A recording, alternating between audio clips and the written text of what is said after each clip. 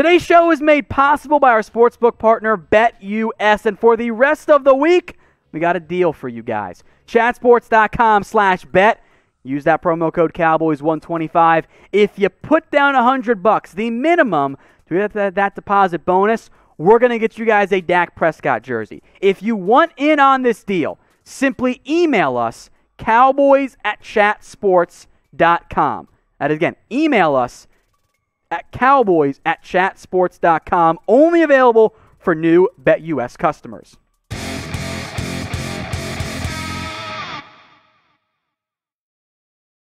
Let's go to Stephen McLean. Which free agents do you think we'll be keeping after the season? Ooh, that's a good question, Stephen. I think they're going to try to keep Aldon Smith. I think he's like priority number 2, I guess. Dak Prescott will probably be back for the Cowboys as well.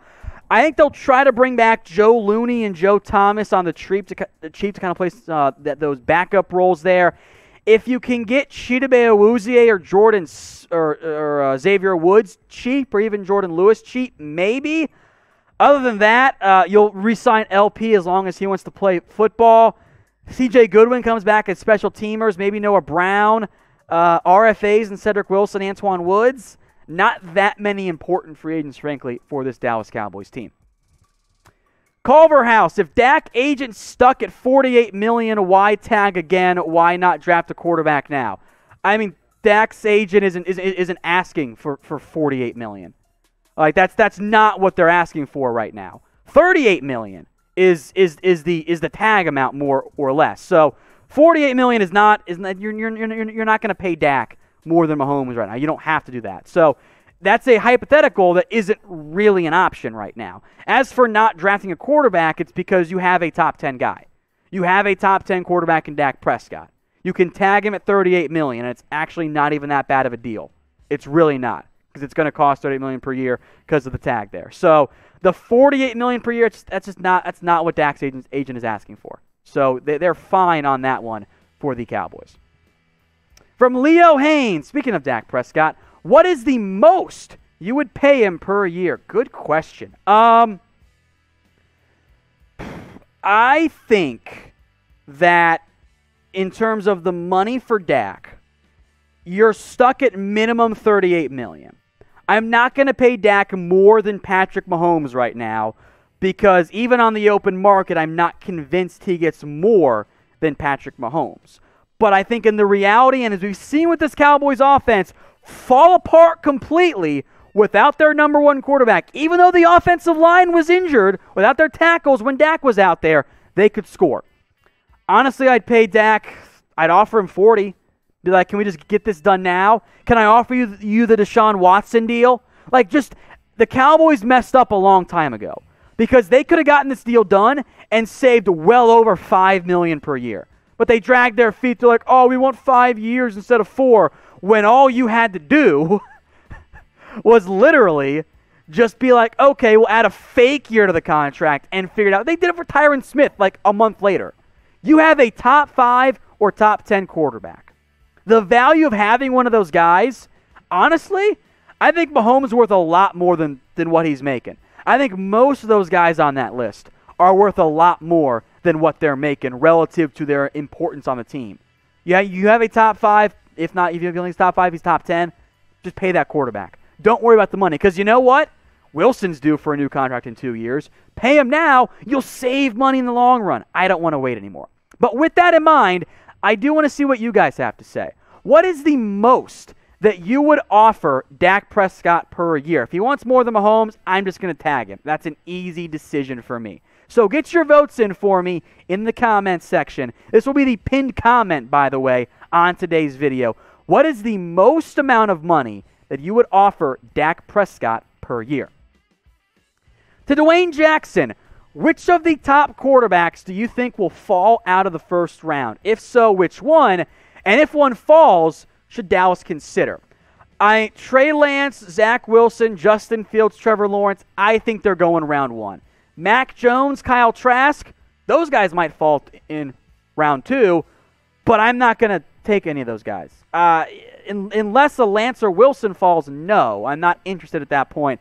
I'm going to spend my picks on the defense instead. From Dolly Dole, Patrick Surtain and Trevon Diggs, how would you rate that duo from 1 to 10? I think the potential's pretty high. I think year one, it's probably going to be a little bit inconsistent in terms of impact and all of that. I think long term, you're hoping for like a 7 or an 8 there. I think it could end up being one of the better duos in the NFL, but they're young players. There's always risk there. But in terms of how I would feel about it as a year 1, year 2 guy, probably like a 9. From Joey, how would you feel about signing Destroying? This is about the kicker, the YouTube kicker. I don't want him. Guys, I know this is YouTube, and I know Donald De La Haye, if I pronounced that name wrong, I'm sorry. I know that he kicked it at UCF or whatever. The answer is no. He's not an NFL kicker. I'm sorry. The way that he got treated by the NCAA was complete bullshit, just so we're clear. And I know he's a cool trick shot guy. There's no reason to sign him. I'm sorry. From Marcel, why don't we play wide receiver Malik Turner? Because he's not better than your 5 guys above him. Not better than Noah Brown. He's not better than Cedric Wilson. And he's not better than the Cooper Gallup Lamb trio. So he's mostly a special teams guy anyway. There's no need for him. Let me know what you guys think was the number 1 disappointment this year for the Dallas Cowboys. Was it on the defense? Was it the injuries? Was it the coaching staff? Let me know what you guys think in the comment section. Your single biggest disappointment for Dallas this season. From King J, consider taking Jamar Chase and moving Gallup. It's a fun idea from Madden. It saves you money in the short term. But let's say you get a second-round pick back for Michael Gallup. You're not impacting your defense in the way that you need to. I like Jamar Chase a lot. Don't get me wrong. But I think from an asset management perspective, if you spend your first-round pick on another wide receiver and then you trade Gallup for, let's just say, an early second-rounder, your defense is going to be spat again. And I don't think that's a good path for the Dallas Cowboys. From Brian Parson, what if the Combine and Pro Days get canceled due to the virus? Will that hurt evaluations? And do you sacrifice this draft for the future? Good question. I think there might be some potential value in moving picks this year for future picks next year, or even vice versa, depending on how the NFL feels about it. Pro Days might get canceled. My suspicion for the Combine, the NFL might try to bubble up, which is difficult to do in terms of the agent NFL side. It's difficult to bubble up. If you just want to get measurements and meetings, you could do regional combines and bubble up that way, but that is a concern for the NFL. It's funny, I was at the Combine this past year, and I don't think I heard a single conversation about COVID impacting the NFL, and now look, here we are months later, and it's still a major issue. Kind of funny how all that went down. All right, Alan Williams, what free agent you think Dallas will or needs to get on the team? Earl Thomas or Eric Reed? That is an Earl Thomas question, so bottoms up on that one. First off, let me drink. You can bring in Earl Thomas if you want. I think the Cowboys' decision to not add any of these guys is very telling.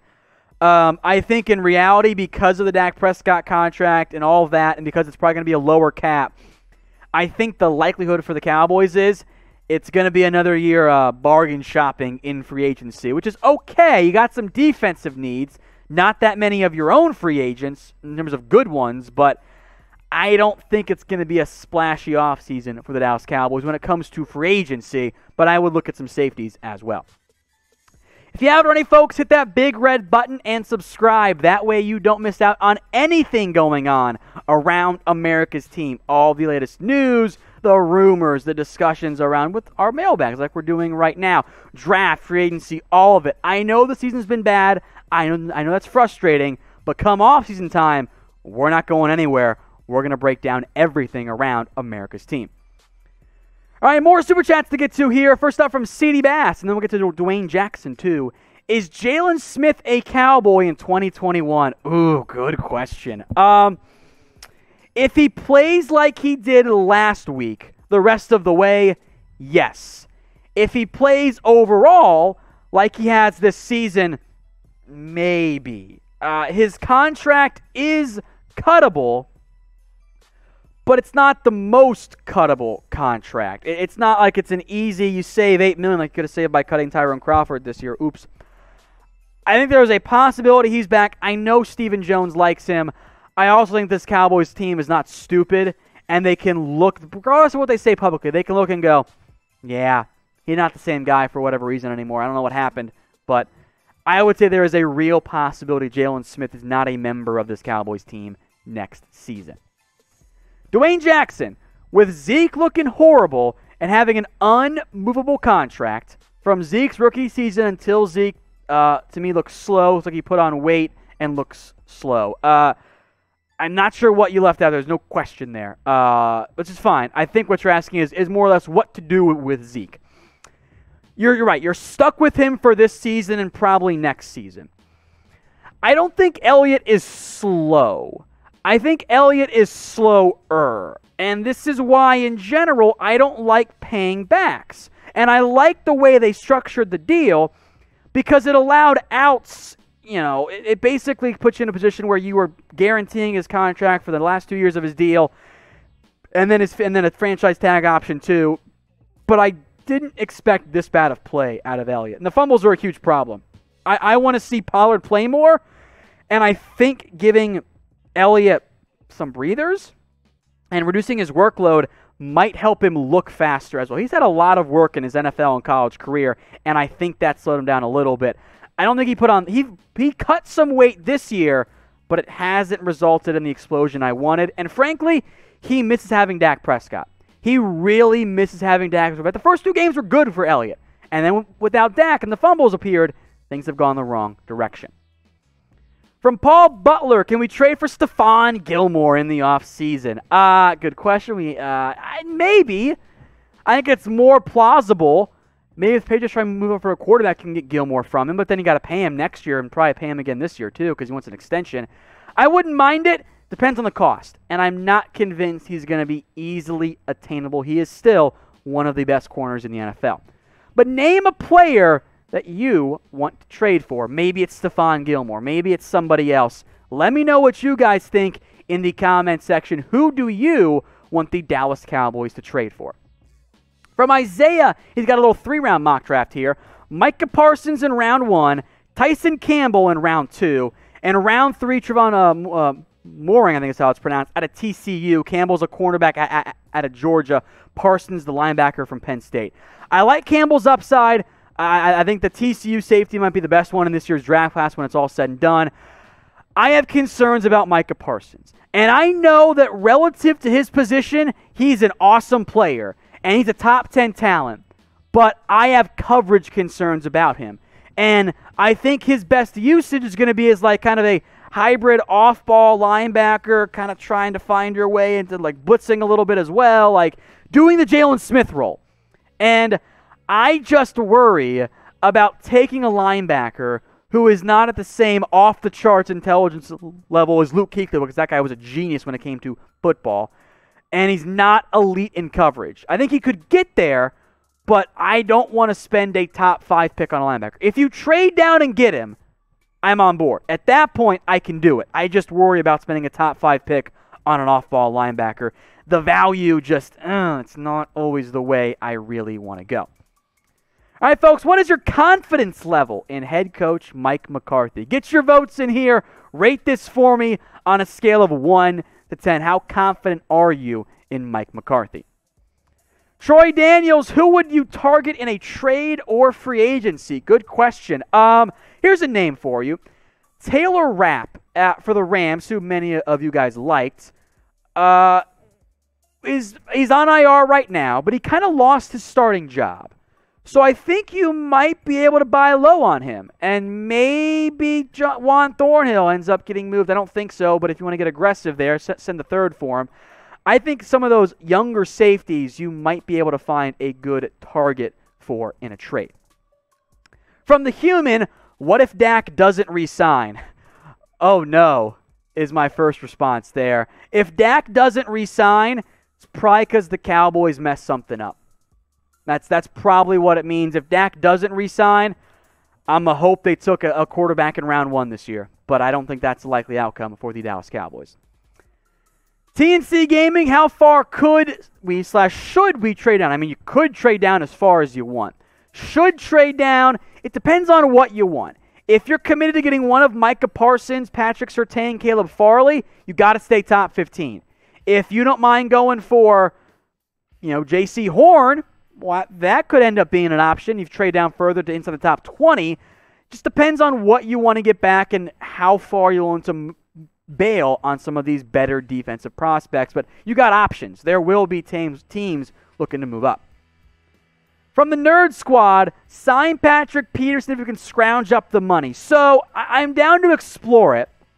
I do want to make this note. I know Patrick Peterson, very much a name brand, has not been the same guy this year for Arizona. He's on the wrong side of 30.